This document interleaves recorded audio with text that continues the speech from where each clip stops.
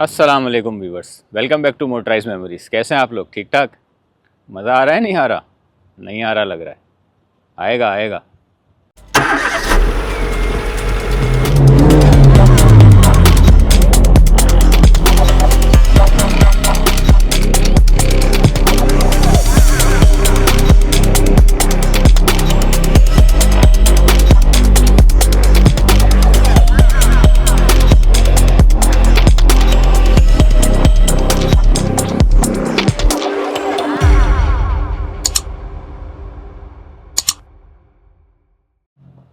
हाँ भाई, ये खड़ी हुई है मस्टैंग 2022 का मॉडल है।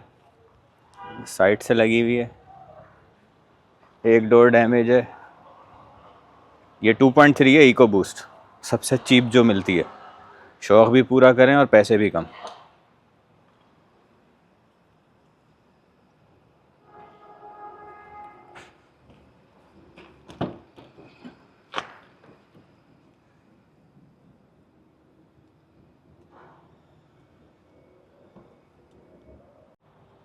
ये जेनेसिस खड़ी हुई है भाई। एक लाइट चेंज होगी इसकी, एक सही है। 23 का मॉडल है ये, 2.0 इंजन में आती है। 38,000 से बिड स्टार्ट है इसकी।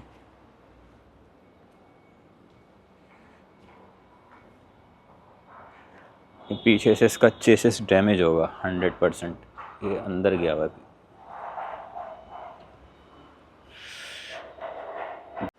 23 का मॉडल है ये भी 2.0 है। टर्बो चार्ज में आती है ये।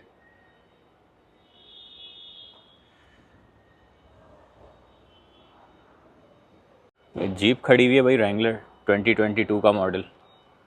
ये भी 2.0 है।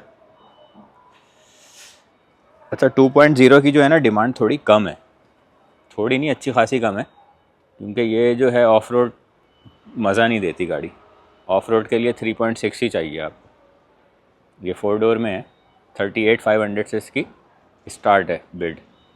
ये मेरे हिसाब से 60 तक की है मैक्सिमम गाड़ी।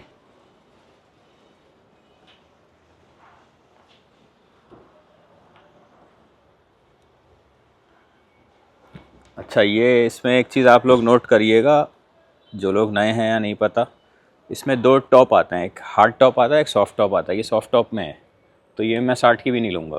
यानी मेरे हिसाब से ये 60 की भी नहीं है। मैं इसको लूँगा मेरे ख्याल में, अव्वल तो मैं लूँगा नहीं, मैं वैसे एक टेंटेटिवली प्राइस बता रहा हूँ उसके 45 से 48 के दरमियान। 51,000 किलोमीटर चली है ये। अंदर से तो क्लीन है, बस ये सॉफ्ट टॉप की वजह से मार खाती है गाड़ी। ये GLA 250 खड़ी है 4मैटिक में, मर्सिडीज़। ये है जनाब 19 का मॉडल है। ये मैंने कुछ दिनों पहले 2-3 गाड़ियाँ बेची हैं GLA, और ये हमने बेची हैं 45 से 55 के दरमियान। GCC थी, लेकिन वो ये नहीं थी। अच्छा, जितने भी लोग गाड़ियों के काम करना चाहते हैं ना, गाड़ियों के काम में आ रहे हैं, उनको ये बिज़नेस समझना है, तो ये कोई इतना मुश्किल बिज़नेस भी नहीं है कि आप किसी की हेल्प लें। अगर आप वाकई करना चाहते हैं तो प्रैक्टिकली इन हो जाएं इस बिज़नेस में। एक गाड़ी ख़रीदें, सेल करें, प्रोसेस से गुज़रें, तो आपको आहिस्ता आहिस्ता चीज़ें समझ आना शुरू होंगी। लेकिन ऐसे कि किसी से पूछ के करना, तो एक एक चीज़ कोई भी आपको बता नहीं सकता। इस तरह कोई गाइडलाइन मिलेगी नहीं आपको प्रॉपर। या तो आप किसी के साथ अटैच हो जाएं प्रॉपरली, तो वो यानी डेली आपको कोई ना कोई टास्क दे रहा होगा कि ये करो ये करो ये करो।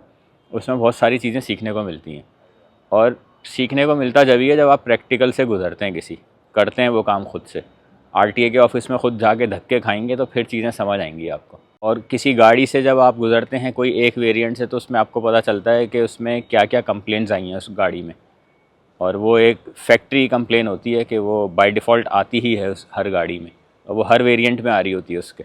तो काम तो देखें सब लोग करना चाहते हैं गाड़ियों का, कि मैं भी कर लूँ, वो भी कर ले, ये भी कर ले, पैसे कमा लें। और पैसे हैं इस काम में, नो डाउट अच्छे पैसे हैं। लेकिन बात वही है कि आप किस तरह से काम को करते हैं। कुछ लोगों की अप्रोच ये होती है कि मैं जो है सिर्फ पैसे इन्वेस्ट करूँगा, और बस मुझे गाड़ी कोई बेच दे, कोई ख़रीद दे मेरे लिए, उसको रिपेयर करा दे, और मैं बैठ के पैसे कमाऊँ। और गाड़ी चलाने का की हद तक शौक़ होता है उसको कि यार गाड़ी हो अच्छी सी, ये वो, मैं ये ले लूँ, जर्मन ले लूँ, जैपनीज़ ले लूँ, कोई हाई एंड कार ले लूँ और फिर मैं उसको बस चलाऊँ। यानी ये शौक़ होता है इस हद तक कि वो ख़रीदेंगे उसको और ड्राइव करेंगे और फिर सेल के लिए खड़ी कर दी और थोड़ा उसमें जो है आपने फ्लेक्स मार दिया, जाके कहीं इधर उधर ले गए गाड़ी। एक ये टाइप के लोग होते हैं जो ये काम करना चाह रहे होते हैं कि अपना शौक़ भी पूरा हो रहा है और इनकम भी आ जाएगी किसी के थ्रू, खुद से कुछ नहीं करना है। एक वो लोग होते हैं जो बिल्कुल डेप्थ में इसके घुस जाते हैं, यानी मैकेनिक के पास भी वो जा रहे हैं, थोड़ा थोड़ा छोटा मोटा काम भी उनको आता है, वो ख़ुद से काम भी कर लेते हैं और यानी बाहर भी जा रहे हैं, सारे यानी मेहनत के काम वो कर रहे होते हैं, इन डेप्थ इन्वॉल्व होते हैं वो गाड़ियों के काम में। उनको कोई यानी छोटे लफ्ज़ों में मैं आपको ये समझाऊं कि उनको शर्म नहीं आती कोई काम करने में, शर्म महसूस नहीं होनी चाहिए आपको ये काम करने में कोई गाड़ियों का ना। तो अब लेकिन वो कुछ लोग होते हैं वो नहीं करते कि नहीं यार ये काम मैं करूँगा। यानी मैं एक छोटी सी मिसाल दूँ कि गाड़ी धुलवानी है तो अक्सर लोग जो है वो गाड़ी यानी एक उसकी बात है कि लोग गाड़ी धुलवाने के लिए उस पे जाते हैं, वर्कशॉप पे जाते हैं या सर्विस स्टेशन पे जाके गाड़ी धुलवा लेते हैं। और कुछ लोग ऐसे होते हैं जो उनको तसल्ली ही नहीं होती दिल से जब तक वो गाड़ी ख़ुद से ना धो लें। मैं उन लोगों में से हूँ। तो मैं जब तक गाड़ी के रिम खुद से ना चमका लूँ ना, मुझे तसल्ली ही नहीं मिलती कि नहीं यार मज़ा नहीं आ रहा। बात पैसों की नहीं है, बात है पैशन की कि कितना साफ़ चाहिए आपको कौन सी चीज़। तो वो होना चाहिए आपके अंदर। अगर पैशन है आपके अंदर तो इस काम में आएँ, वरना ज़रूरत नहीं है आने की। अगर सर्विस स्टेशन से ही गाड़ी धुलवानी है, धुलवाता मैं भी हूँ, ऐसी बात नहीं है, लेकिन टाइम की बात है। कभी जब टाइम होता है तो मैं अपनी गाड़ी ख़ुद वॉश करता हूँ पूरी। तो इस तरह बहुत सारे काम मैं अपने ख़ुद करता हूँ, छोटे मोटे काम मैं ख़ुद ही कर लेता हूँ। तो आप अगर इन्वॉल्व हो सकते हैं इस काम में तो ज़रूर आएँ, करें काम।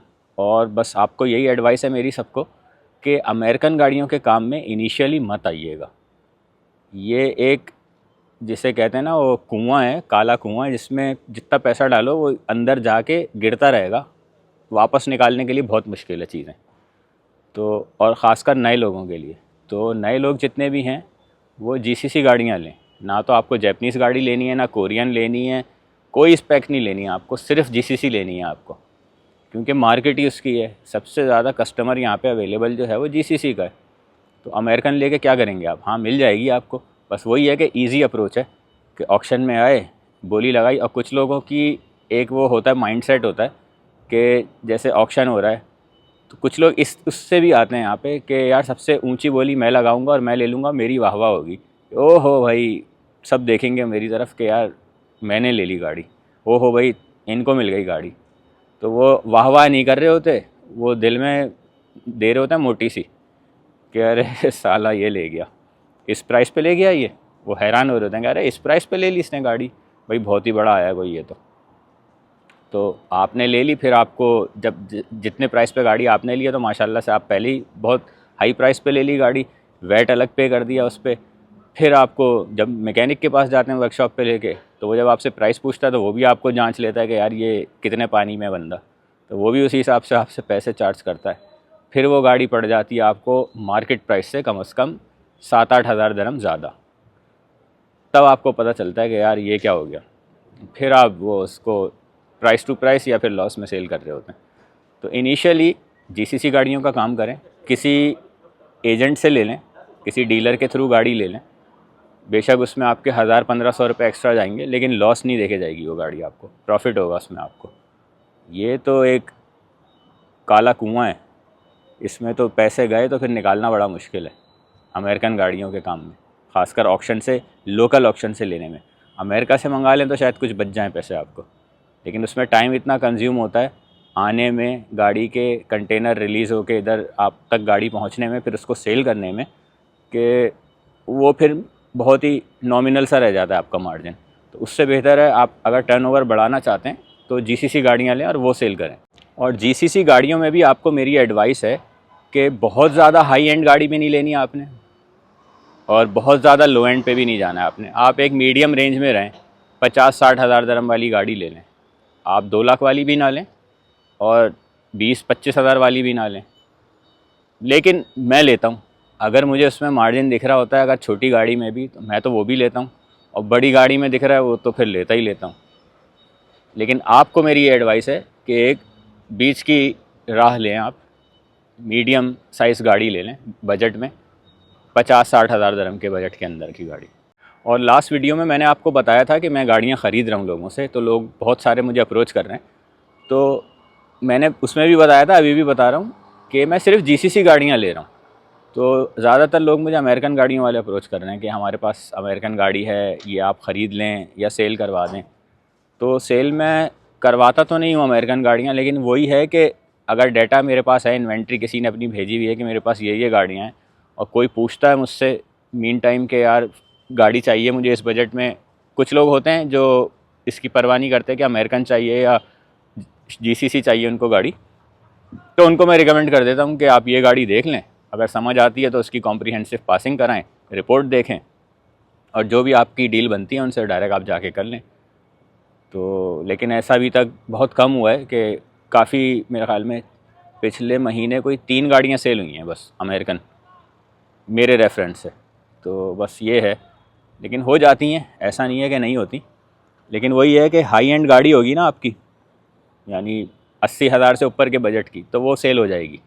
और जो लोग भी मेरे साथ काम कर रहे हैं या मुझसे इंटरेक्शन में रहे हैं पहले या अभी भी हैं, उनको अच्छी तरह पता है कि मैं कभी भी आपको फ़ोर्स नहीं करता हूँ कि ये गाड़ी लो, और मैं कभी किसी के पीछे नहीं पड़ता। एक दफ़ा गाड़ी फॉरवर्ड करता हूँ, लेनी है तो लो, नहीं लेनी तो ना लो। मैं फ़ोर्स नहीं करता किसी को, यानी वो जो बात होती है ना कि पहना दी गाड़ी, तो वो मैं पहनाता नहीं हूँ। तो गाइस सीज़न स्टार्ट है गाड़ियों का, अगले 5 महीने तक फुल सीज़न है, तो जिसको भी काम करना है वो गाड़ियों का काम करे। बस यही बात कि जीसीसी गाड़ियों की तरफ आएँ पहले, अगर एक्सपीरियंस नहीं है तो। अगर 4-5 गाड़ियाँ आप बेच चुके हैं, आपको मार्केट का पता है, और जितने भी ये लॉज़ हैं यहाँ के यूएई के, उनके बारे में आप अंडरस्टैंड कर गए हैं, आरटीए में रजिस्ट्रेशन, शारजा में रजिस्ट्रेशन किस तरह से होती है, पासिंग का प्रोसेस, रिपेयरिंग कराना है, सब कुछ आ गया, तो फिर आप अमेरिकन गाड़ियों पे भी चले जाएं। लेकिन अमेरिकन गाड़ियों में थोड़ा सा हाई एंड की तरफ जाइएगा।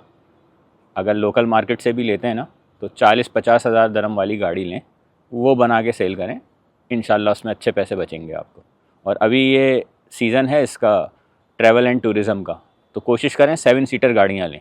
7 सीटर गाड़ी आप जैसी लेंगे वो सेल हो जाएगी फ़ौरन आपकी। और रेंटा कार भी चल रही है अभी, तो रेंटा कार में भी मॉडल लिएगा 23-24 का, बस 23 या 24 का कोई मॉडल लें, वो आप रेंटा कार को दें, वो भी लग जाएगी गाड़ी आपकी।